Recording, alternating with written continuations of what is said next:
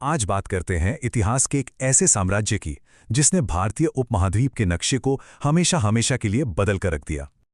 ये तस्वीर बहुत जानी पहचानी सी है ना?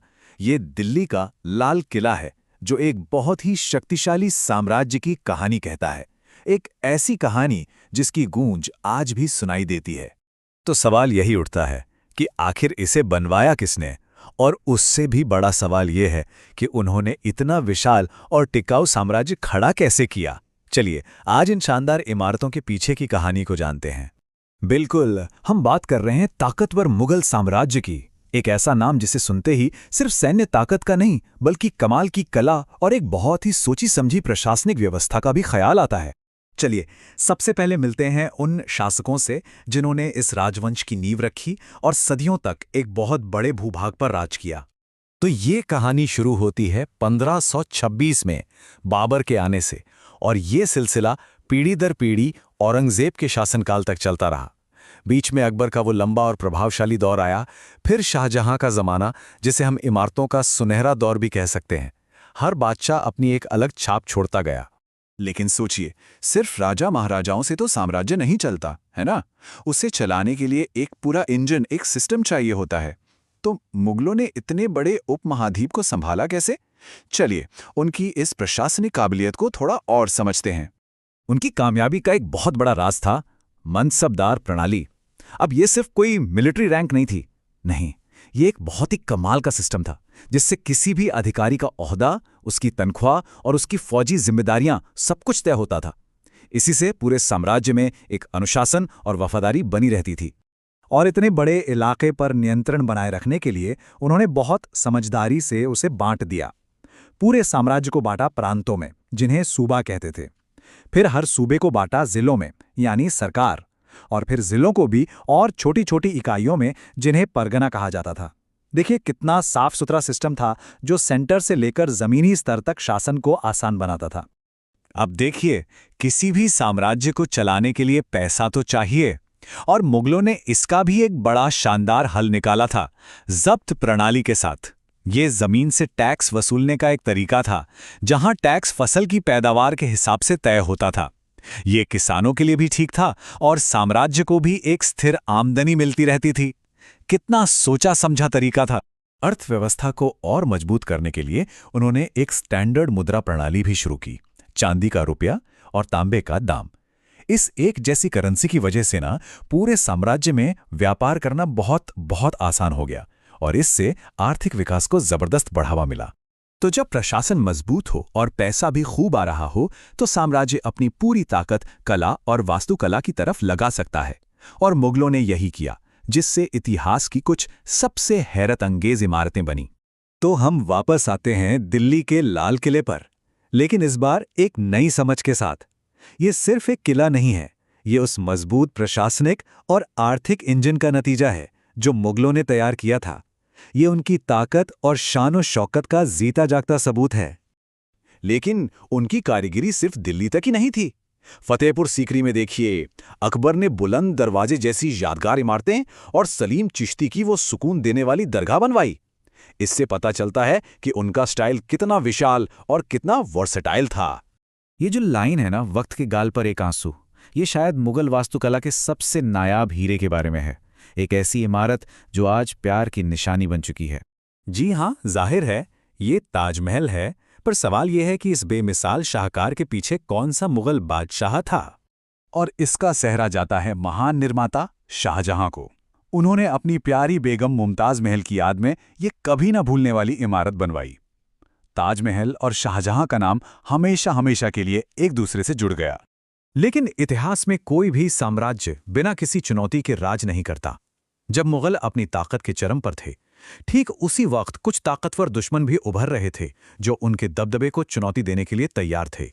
और इन दुश्मनों में सबसे जबरदस्त था दक्कन में उभरता हुआ मराठा साम्राज्य। और इस मराठा चुनौती की कमान संभाली थी करिश्माई शासक शिवाजी ने। उनकी लड़ाई की नई तरकीबें और बेहतरीन प्रशासन ने मुगलों को बहुत कड़ी टक्कर दी, और यहीं से उपमहाद्वीप के इतिहास का रुख बदलने लगा।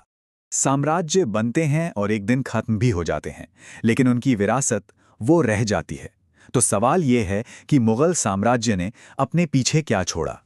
देखिए, उनकी विरासत सिर्फ इन शानदार इमारतों तक ही सीमित नहीं है। आज जो हम रुपया इस्तेमाल करते हैं, ये शब्द और कॉन्सेप्ट मुगल काल की ही देन है। उनके जो प्रशासनिक विभाजन थे, जैसे सूबा और सरकार, उन्होंने बाद की सरकारों के लिए भी एक तरह का ढांचा तैयार किया।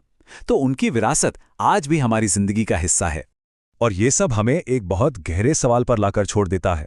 हमारी अपनी आज की दुनिया का कितना हिस्सा उन पुराने साम्राज्यों की नींव पर खड़ा है जिनके बारे में हम शायद सोचते भी नहीं। इतिहास की ये गूंज हमारे चारों तरफ है, बस हमें सुनने की जरूरत है। जरा सोचिएगा इस बारे में।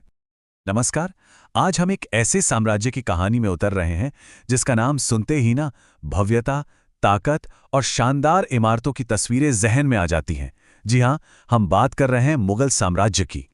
दिल्ली का लाल किला सबने देखा होगा या इसके बारे में सुना तो जरूर होगा, पर यह सिर्फ एक टूरिस्ट स्पॉट नहीं है, बल्कि उस विशाल साम्राज्य का एक जीता जागता प्रतीक है जिसने इसे बनवाया था। लेकिन कभी सोचा है कि इस भव्य इमारत के पीछे किसकी और कैसी कहानी छुपी है? तो यही सवाल इस पूरी चर्चा का केंद्र है। मतलब ये मुगल थे कौन, कहां से आए थे, उन्होंने इतने बड़े हिस्से पर राज कैसे किया और हमारे लिए अपने पीछे क्या छोड़ गए? चलिए एक काम करते हैं, उनकी सबसे शानदार विरासत से ही शुरू करते हैं, उनकी बनाई इमारतों से। तो सबसे पहले हम उनकी उस विरासत से शुरुआत करेंगे जो हमें आज भी अपनी आंखों से दिखती है।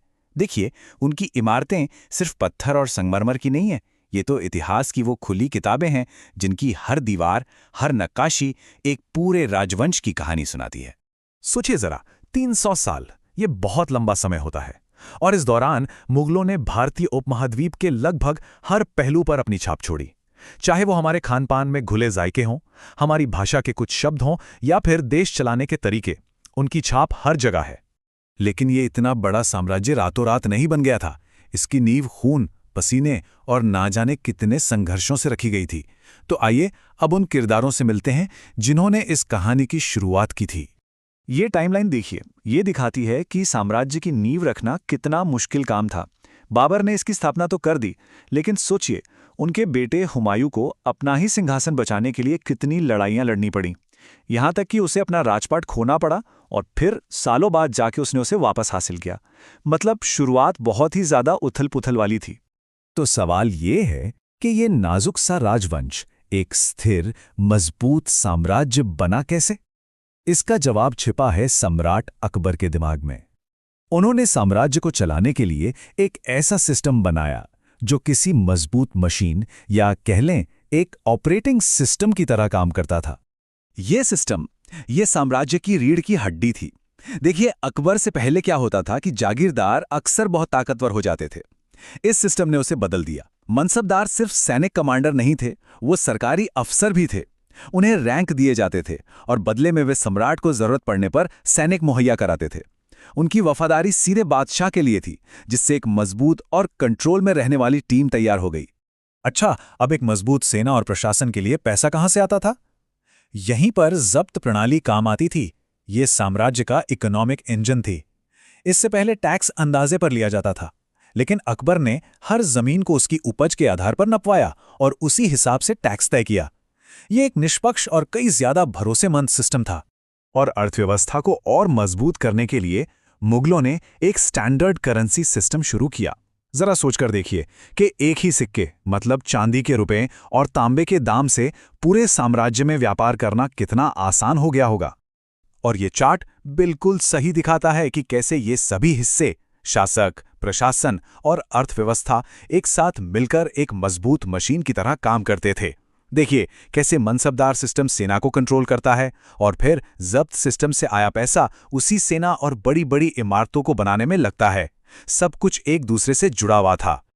अब जब साम्राज्य के पास एक मजबूत सिस्टम और खूब सारी दौलत थी, तो उस दौलत का इस्तेमाल कहाँ हुआ? यहीं से शुरू होता है मुगल कला और संस्कृति का वो सुनहरा दौर, जिसकी चमक आज भी हमारी आंखों को चौंधिया देती है। खासतौर पर शाहजहां का शासनकाल, ये वो दौर था जब मुगल कला और वास्तुकला अपने शिखर पर पहुंच गई। दुनिया की कुछ सबसे खूबसूरत इमारतें इसी दौर में बनी, जो आज भी मोहब्बत और शान की मिसाल मानी जाती हैं। दिल्ली का लाल किला, आगरा का ताजमहल, फतेहपुर सीकरी में सलीम चिश्ती का मकबरा और बुलंद दरवाजा, ये सिर्फ नाम नहीं है, ये पत्थर में लिखी वो कविताएं हैं जो आज भी उस साम्राज्य की शक्ति, उसकी कला और उसकी दौलत की कहानी सुनाती हैं।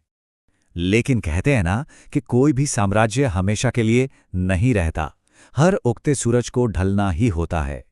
चलिए अब उन वजहों पर नजर डालते हैं जिन्होंने मुगल साम्राज्य के सूरज को हमेशा के लिए डुबो दिया। औरंगजेब का शासनकाल एक पहेली जैसा है। एक तरफ उनके समय में साम्राज्य ने अपना सबसे बड़ा विस्तार देखा, मतलब लगभग पूरे उपमहाद्वीप को कवर कर लिया। लेकिन दूसरी तरफ यही विस्तार उसकी कमजोरी की वजह भी बना। दक्षिण में दशकों तक चले युद्धों ने शाही खजाना खाली कर दिया और उनकी कुछ सख्त नीतियों ने कई जगहों पर विद्रोह की आग भड़का दी। साम्राज्य बाहर से जितना बड़ा दिख रहा था, अंदर से उतना ही खोखला हो रहा था। और ठीक इसी दौर में सिर्फ एक नहीं बल्कि कई नई ताकतें उभर रही थी। इनमें सबसे बड़ी चुनौती बनकर उभरा मराठा साम्राज्य। शिवाजी महाराज के नेतृत्व में मराठों ने मुगल सत्ता को ऐसी जबरदस्त चुनौती दी जिसने हिंदुस्तान की किस्मत को हमेशा के लिए बदल दिया। उनके साथ साथ जाट और सिख भी अपनी ताकत बढ़ा रहे थे, जिससे साम्राज्य चारों तरफ से घिरने लगा था। अब इस स्लाइड के बारे में जो बात वाकई दिलचस्प है वो ये है कि मनसबदार से लेकर दाम जैसे शब्द आज भी हमारी इतिहास की किताबों का हिस्सा हैं। कभी सोचा है कि ऐसा क्यों है? क्योंकि ये शब्द उस विरासत का हिस्सा हैं जो मुगल आज भी हमारे लिए छोड़ गए हैं। और आखिर में हम इस सवाल के साथ अपनी बात खत्म करते हैं। राजवंश भले ही खत्म हो गया हो, लेकिन क्या मुगल प्रभाव कभी खत्म हुआ? आज भी दक्षिण एशिया की संस्कृति, हमारे खाने, हमारी भाषा और हमारे प्रशासन में उनकी विरासत जिंदा है। इस पर विचार जरूर कीजिएगा। कभी सोचा है मध्यकालीन भारत की सबसे बड़ी दक्षिणी सुपर पावर कौन थी? ये एक ऐसा सवाल है जो हमें इतिहास के एक ऐसे पन्ने पर ले जाता है जिसके बारे में सच कहूं तो ज्यादा बात नहीं होती, पर इसकी शान और इसका असर किसी से भी कम नहीं था। तो आज हम बात करने वाले हैं एक भूली बिसरी सुपर पावर की, विजयनगर साम्राज्य। ये सिर्फ एक साम्राज्य नहीं था, अरे नहीं, ये तो सदियों तक दक्षिण भारत में आर्ट, कल्चर और पावर का गढ़ था। तो चलिए आज मिलकर इस शानदार साम्राज्य की कहानी को परत दर परत खोलते हैं। अच्छा, तो इसे समझने का सबसे अच्छा तरीका क्या है? हमने इसे 4 मेन पिलर्स या कह लें कि हिस्सों में बांटा है। हम देखेंगे कि इस पर राज किसने किया, ये साम्राज्य चलता कैसे था, इसकी आर्ट और आर्किटेक्चर की विरासत क्या है, और हाँ, इसके पड़ोसी कौन थे। तो ये रहा हमारा आज का सफर। सबसे पहले देखेंगे कि ये साम्राज्य कितना विशाल था, फिर बात करेंगे इसके 4 शासक वंशों की, समझेंगे कि इसका कामकाज कैसा था, इसकी जबरदस्त कला को देखेंगे और आखिर में इसके पड़ोसियों पर भी एक नजर डालेंगे। तो शुरू करते हैं पहले हिस्से से, एक दक्षिणी सुपर पावर। जरा सोचिए, वो दौर था मध्यकालीन भारत का। नॉर्थ में सल्तनतों का राज था और उसी वक्त दक्षिण में एक ऐसी ताकत उभर रही थी जो कल्चर, पावर और दौलत का एक जबरदस्त सेंटर बन गई। 300 से भी ज्यादा साल। सोचिए, ये सिर्फ एक नंबर नहीं है, ये इस साम्राज्य के टिके रहने और इसकी ताकत का सबूत है। मतलब 3 सदियों तक इसने पूरे दक्षिण भारत की कहानी को एक नई शक्ल दी। चलिए अब आते हैं दूसरे पड़ाव पर, 4 राज करने वाले वंश। देखिए, कोई भी साम्राज्य हमेशा एक ही परिवार नहीं चलाता है ना। विजयनगर की कहानी को भी असल में 4 बड़े परिवारों ने शक्ल दी, जिन्होंने एक के बाद एक इसकी कमान संभाली।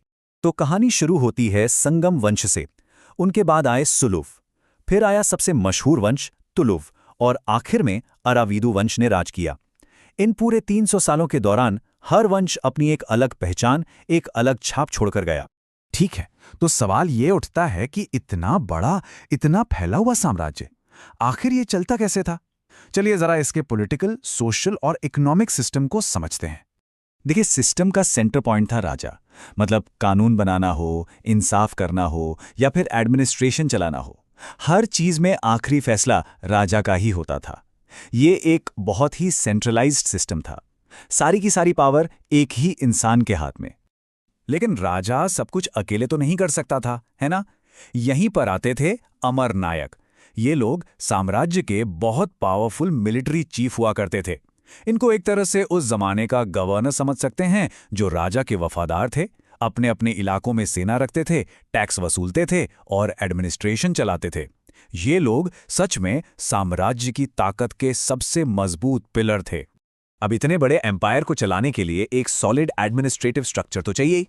तो पूरे साम्राज्य को प्रांतों में बांटा गया था, जिन्हें कहते थे मंडल। फिर ये मंडल आगे जिलों में बटे थे, जिन्हें नाडु कहा जाता था, फिर सब डिस्ट्रिक्ट्स यानी स्थल, और सबसे नीचे आते थे गांव यानी ग्राम।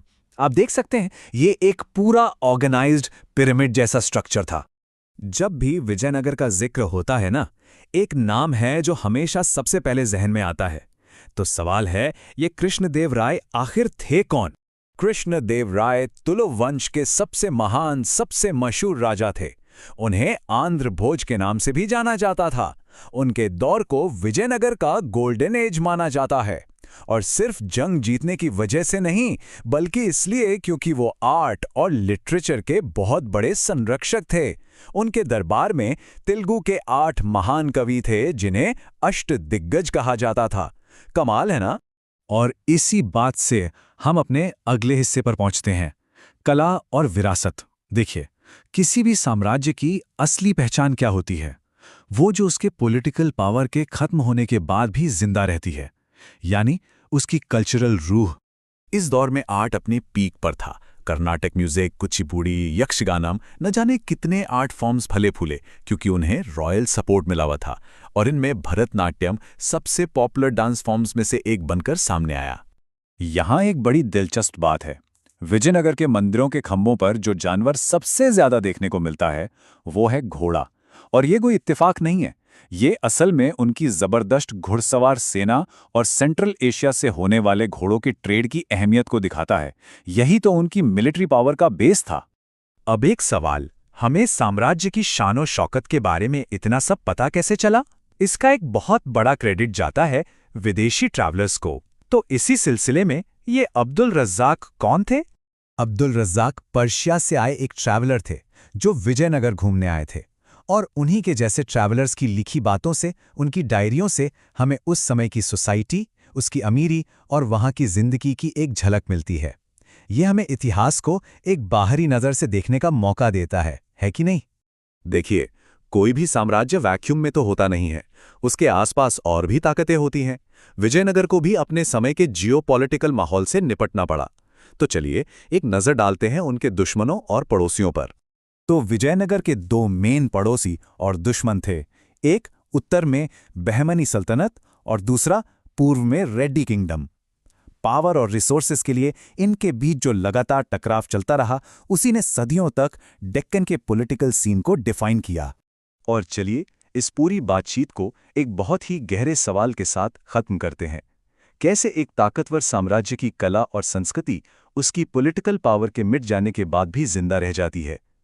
विजयनगर साम्राज्य तो खत्म हो गया, पर उसकी कल्चरल विरासत आज भी दक्षिण भारत की कला में, वहाँ की जुबान में और वहाँ की परंपराओं में सांस ले रही है।